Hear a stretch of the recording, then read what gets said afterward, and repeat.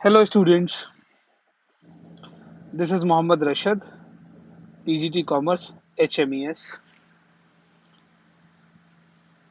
आज की जो हमारी वीडियो है वो बेसिक चैप्टर है जो आप क्लास 12th के सिलेबस में पार्टनरशिप जब पढ़ते हैं तो सबसे पहले जो चैप्टर आपको सीखने को बोला जाता है और जो सिलेबस के अकॉर्डिंग ऑर्डर में सबसे पहला चैप्टर है पार्टनरशिप में, उसका नाम है fundamental accounting for partnership firm fundamentals. तो पार्टनरशिप अकाउंटिंग की हम फंडामेंटल के बारे में सीखेंगे, मगर इस चैप्टर को स्टार्ट करने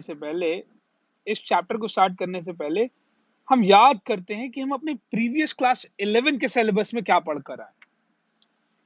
तो कुछ बेसिक चैप्टर्स जो आपको याद होंगे, हमने जर्नल पढ़ा था, लेजर पढ़ा था, ट्रायल बैलेंस पढ़ा था, फाइनल अकाउंट्स, फिर सोल प्रोप्राइटरशिप के कैसे प्रिपेयर किए जाते हैं, हमने ये सीखा था।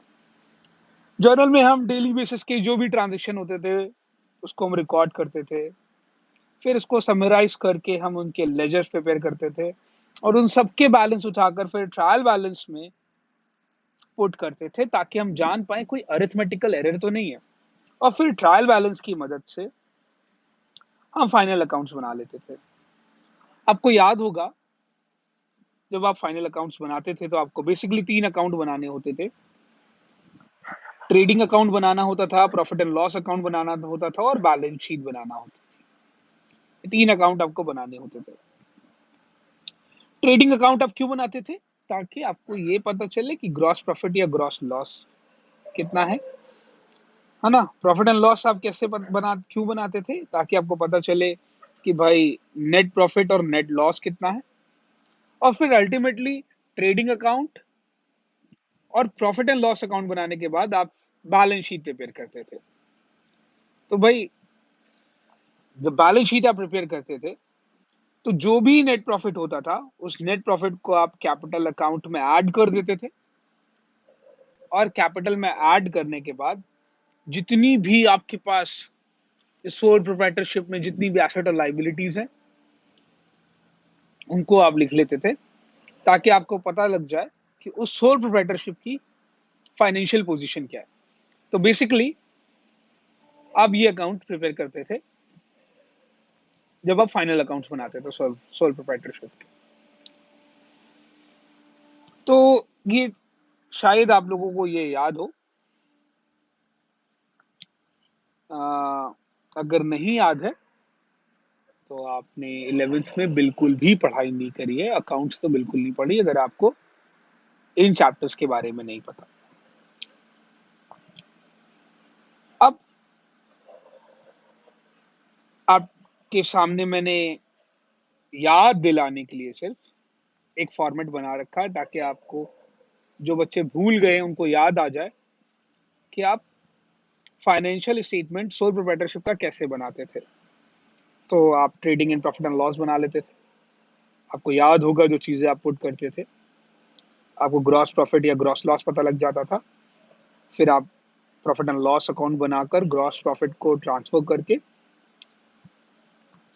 नेट प्रॉफिट निकाल लेते थे और बैलेंस शीट। अब मैं इस पर डिस्कस नहीं करूंगा ये कैसे बनता था क्योंकि ये आपका पुराना सिलेबस है और अब पढ़कर आए।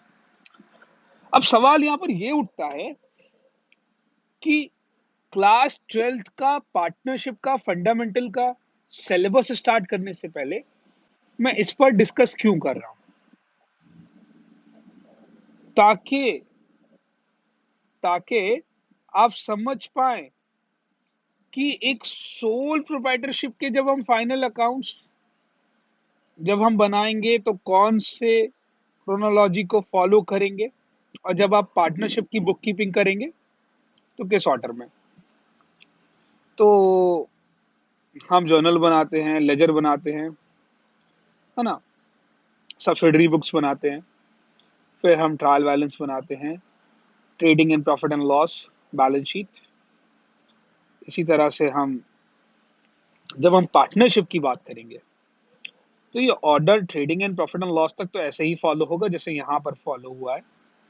उसके बाद 2 अकाउंट और ऐड ऑन हो गए, यानी कि trading and profit and loss account बनाने के बाद जर्नल बिल्कुल वैसे ही बनाएंगे पार्टनरशिप में जैसे आपने सीखा है, लेजर भी वैसे ही बनाएंगे, ट्रायल बैलेंस भी वैसे ही बनाएंगे, trading and profit and loss भी वैसे ही बनाएंगे जैसे आप सीख कर आए। उसके बाद दो अकाउंट एक्स्ट्रा आपको बनाने हैं, एक profit and loss appropriation account और दूसरा कैपिटल अकाउंट। और फिर जब ये दोनों अकाउंट आप प्रिपेयर कर लेंगे उसके बाद आप बैलेंस शीट बनाएंगे। इसलिए ध्यान से इस बात को पहले आप समझ लीजिए,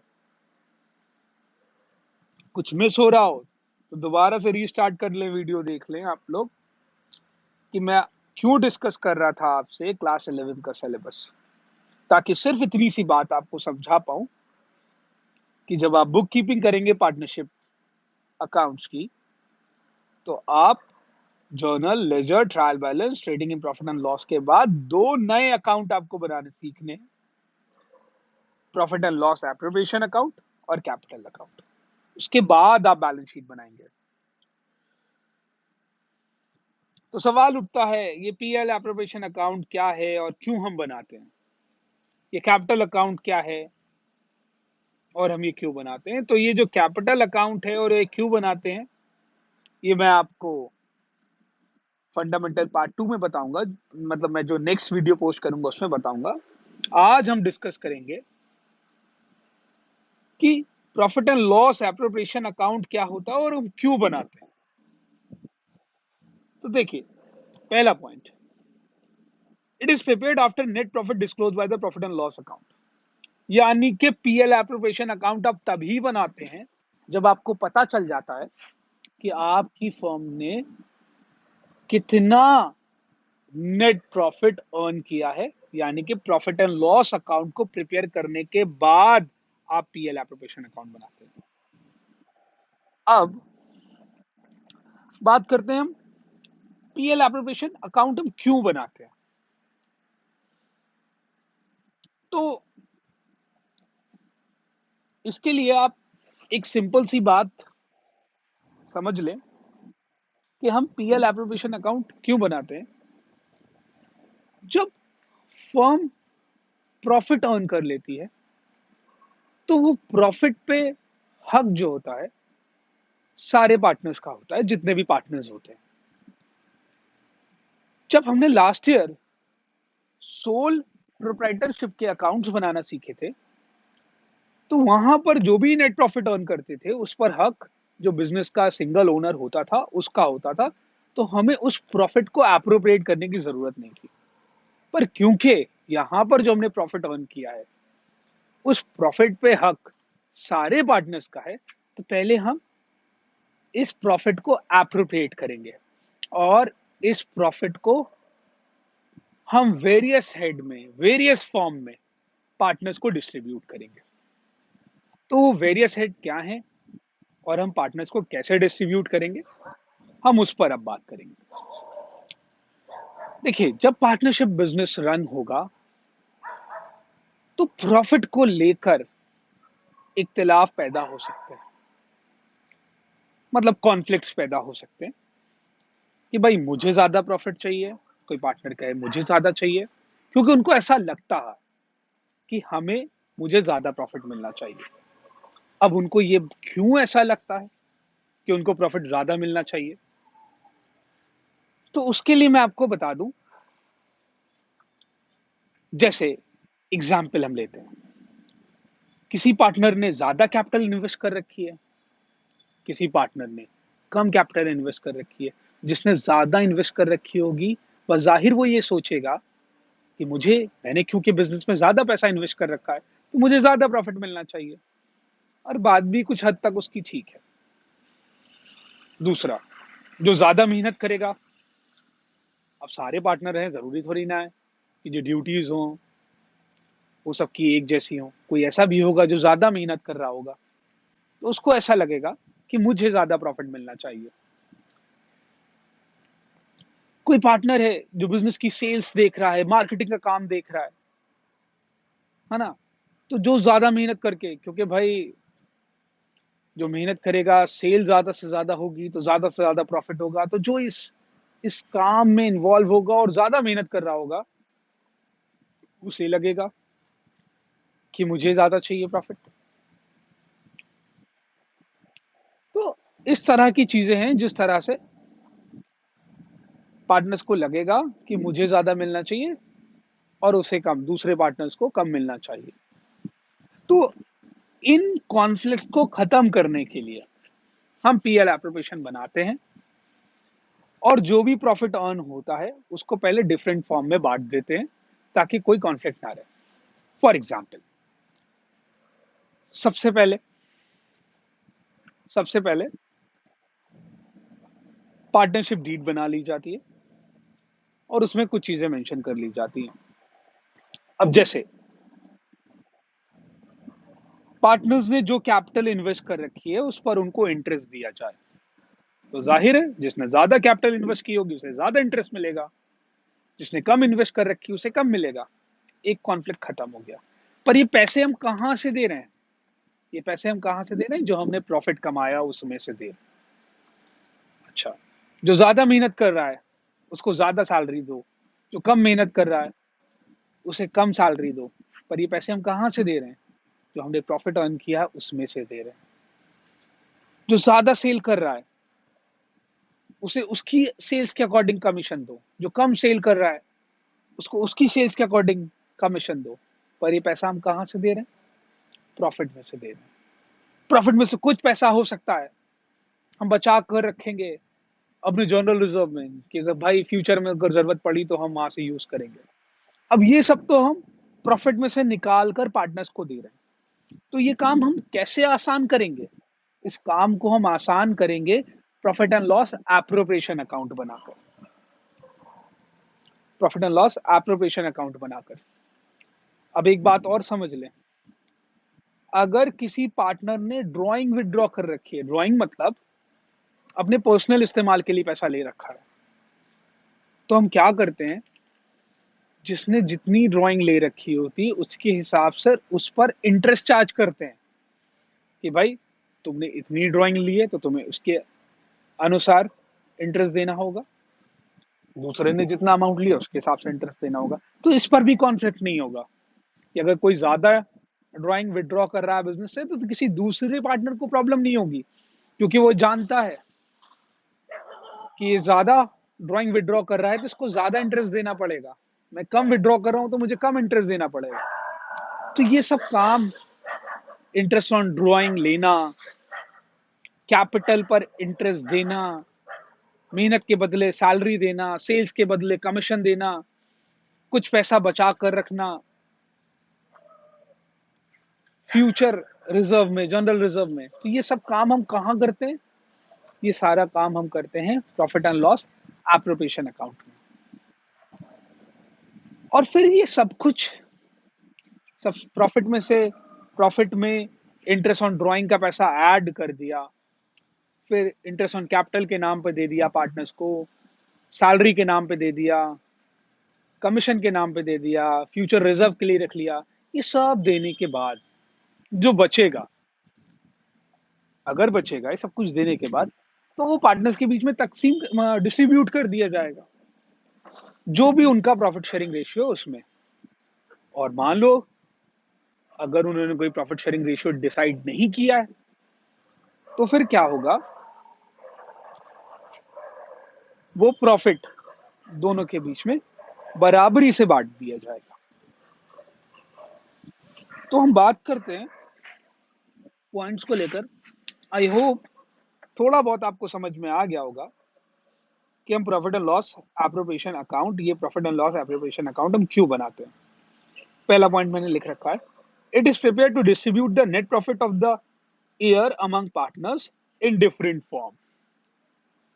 जो भी हमने मुनाफा कमा रखा है उस मुनाफे का पैसा हम बांटते हैं डिफरेंट फॉर्म में, यानी कि इस नेट प्रॉफिट के पैसे को हम डिफरेंट फॉर्म में बांटते हैं, जैसे कि interest on capital, salary to partner, commission to partner, etcetera. This account is prepared on the basis of partnership agreement, यानी कि कितनी सैलरी देनी है, कितना इंटरेस्ट देना है, इंटरेस्ट का रेट क्या होगा, कमीशन मिलेगी या नहीं मिलेगी, इंटरेस्ट ऑन ड्राइंग चार्ज होना है कि नहीं होना है, ये डिपेंड करता है जो भी उन्होंने समझौता कर रखा है। यानी कि पार्टनरशिप बिजनेस स्टार्ट करने से पहले ओरली या रिटन हम समझौता तैयार कर लेते हैं, उसे हम बोलते हैं पार्टनरशिप डीड, ताकि कोई बाद में कॉन्फ्लिक्ट ना पैदा हो। हाँ, इस अकाउंट में हम और क्या करते हैं, जनरल रिजर्व के लिए पैसा रखते हैं, इंटरेस्ट ऑन कैपिटल देते हैं पार्टनर को, और ये it is allowed to partner yearly charge and PL appropriation account. यानी कि यहाँ मतलब ये है, जो भी उनकी साल भर कैपिटल इन्वेस्टेड रही, जो भी कैपिटल का अमाउंट बिजनेस में इन्वेस्टेड रहा, उसके अनुसार हमें उनको पूरे साल का इंटरेस्ट देना होता है। सैलरी टू पार्टनर पूरे साल की मिलती है। जैसे मनोज को सैलरी अगर 2,000 रुपये महीना मिल रही है, तो जब हम पीएल एप्रोप्रिएशन बनाएंगे तो उसके 12 महीने की 24,000 लिखेंगे। सपोज कर एक पार्टनर है संजय, तो 3,000 रुपये क्वार्टरली ले रहा है, तो हम जानते हैं साल में 4 क्वार्टर होते हैं, तो 3,000 इंटू 4, 12,000 रुपये हम दिखाएंगे। कमीशन टू पार्टनर, और क्या देते हैं कमीशन टू पार्टनर, ये सेल्स पर भी हो सकता है, प्रॉफिट पे भी हो सकता है, आगे हम डिस्कस करेंगे। इंटरेस्ट ऑन ड्राइंग हम चार्ज करते हैं, यानी कि पार्टनर से हम इंटरेस्ट ऑन ड्राइंग लेते हैं। इस पॉइंट को अगर आप कवर करना चाहते हैं कि इंटरेस्ट ऑन ड्राइंग हम कितनी लेते हैं और कैसे लेते हैं, इसके लिए मैं ऑलरेडी एक वीडियो आपको बनाकर पोस्ट कर चुका हूं, वो आप देख लें मेरे चैनल पर, ब्रैकेट में उसमें लिखा है इंटरेस्ट ऑन ड्राइंग, तो आपको अंदाजा हो जाएगा इंटरेस्ट ऑन ड्राइंग को कैसे कैलकुलेट करते हैं। तो ये सारी चीजें आती हैं, interest on capital, salary, commission, reserve, है ना।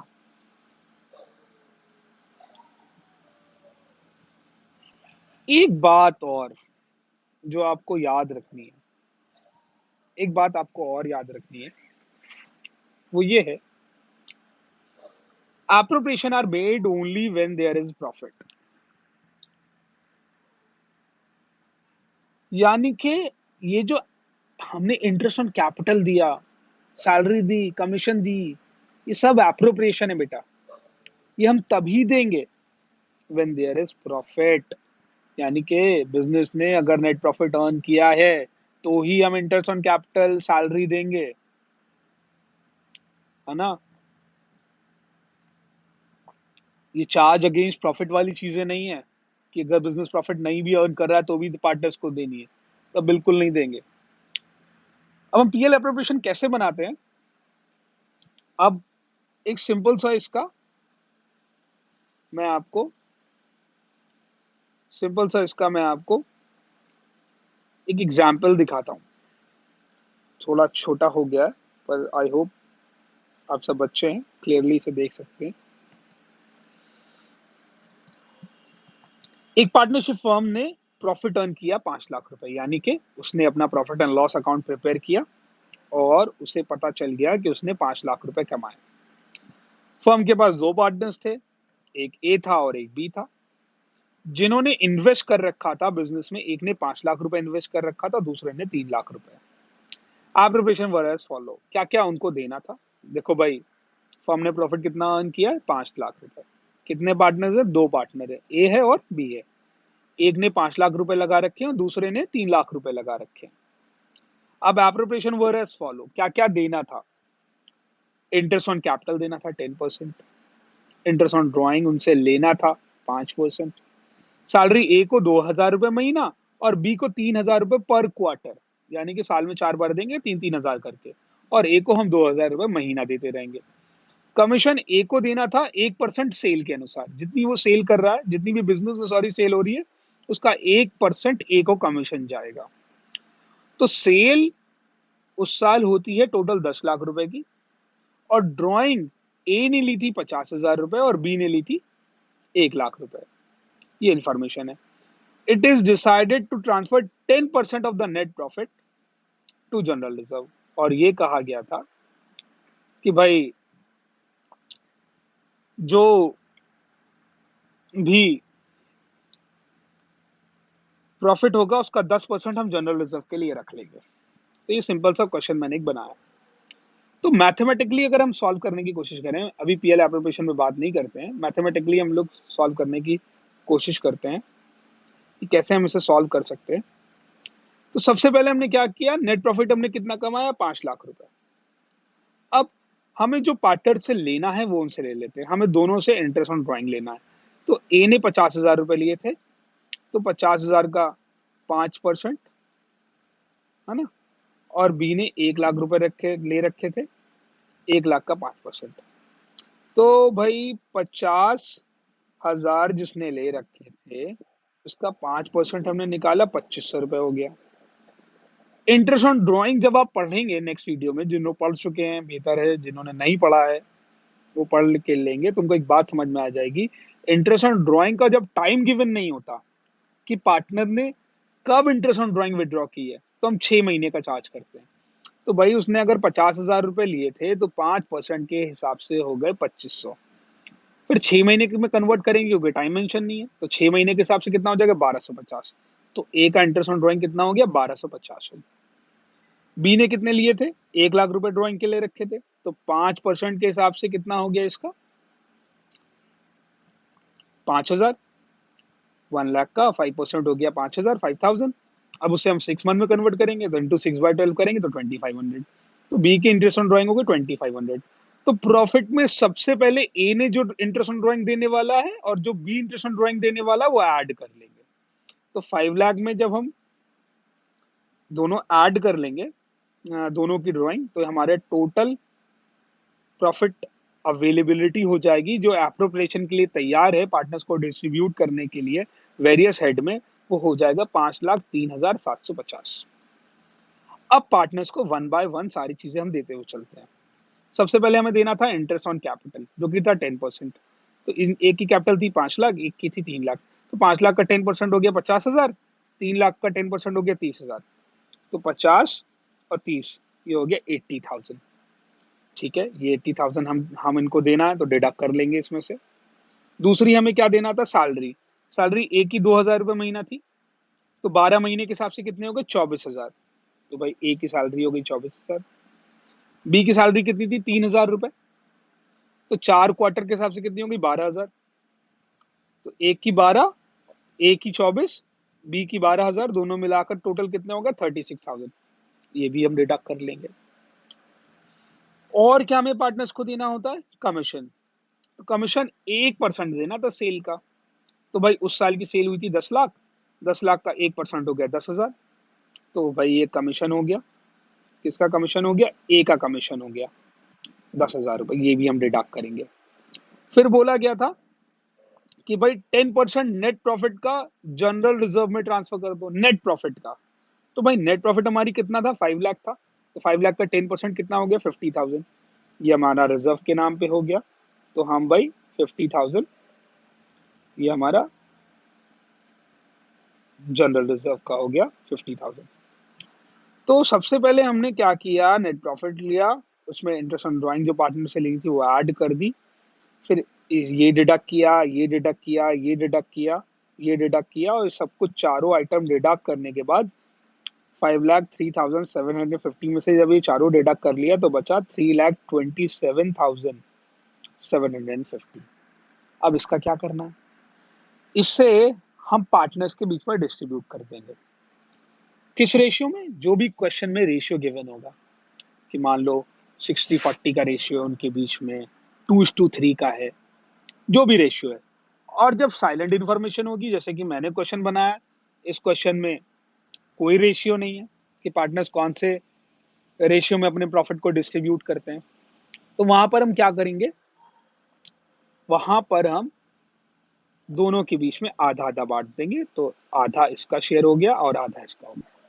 तो ये तरीका तो खैर आपको फॉलो नहीं करना है, पीएल मैथमेटिकल तरीका है, बस समझाने के लिए कि सबसे पहले आप प्रॉफिट ले लेंगे, प्रॉफिट में इंटरेस्ट ऑन ड्राइंग को ऐड कर लेंगे, फिर जो प्रॉफिट आएगा उसमें से interest on capital, salary, commission, reserve हटाने के बाद जो प्रॉफिट बचेगा वो पार्टनर्स के बीच में बांट देंगे। ये तरीका आपको नहीं, बस समझाने के लिए मैंने तरीका क्या है, आपको बनाना पड़ेगा profit and loss appropriation account.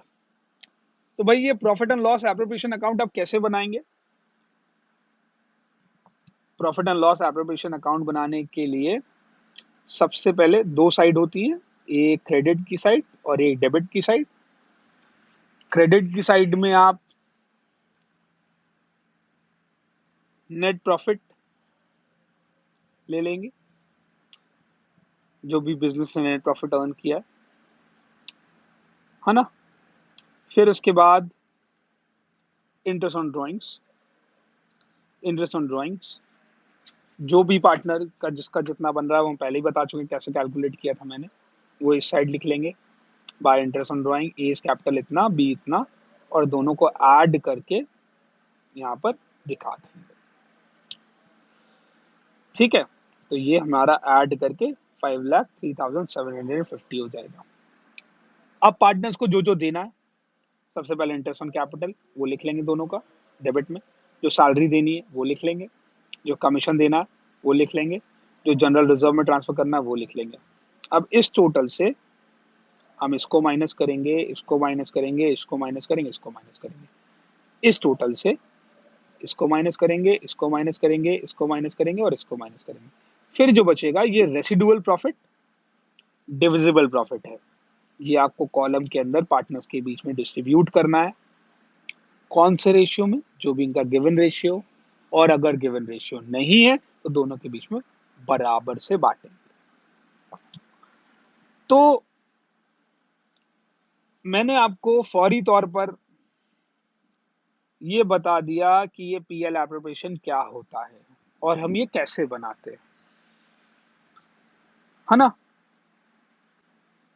Capital account कैसे बनता है मैं आपको नेक्स्ट वीडियो में बताऊंगा। पीएल एप्रोप्रिएशन मैंने आपको फौरी तौर पे बता दिया कि कैसे बनता है। अगर आप चाहते हैं पीएल एप्रोप्रिएशन को और ज्यादा डीपली आपको समझना है और उसकी एक एक चीज आपको समझना है, तो आप पार्ट 3 फंडामेंटल ऑफ पार्टनरशिप का पार्ट 3 का वीडियो जरूर देखें जो मैंने अपलोड कर रखा है, और उससे आपको मेरा यकीन है कि ये नोट्स बनाकर मैंने बहुत अच्छे से एक्सप्लेन किया है, आपको बहुत अच्छे से समझ में आ जाएगा।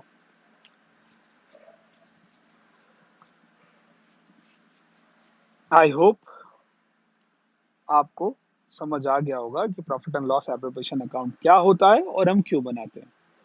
अब अपनी नेक्स्ट वीडियो में हम डिस्कस करेंगे कि कैपिटल अकाउंट क्या होता है और कैसे बनता है, और जो मुझे वीडियो बनानी है वो इस बारे में बनानी है इंटरेस्ट ऑन कैपिटल हम कैसे कैलकुलेट करते हैं, क्योंकि इंटरेस्ट ऑन ड्राइंग के बारे में मैं ऑलरेडी आप लोगों को एक्सप्लेन कर चुका हूँ।